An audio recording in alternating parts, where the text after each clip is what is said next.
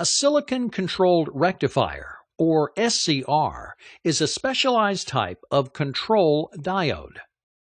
The electron flow is the same as in an ordinary diode, from cathode to anode. However, unlike other diodes, which only perform an on and off function, a SCR can regulate a flow of electricity with gradation when forward biased. This is accomplished by manipulation of the adjustable gate control. This gate control function determines when and how much the SCR conducts.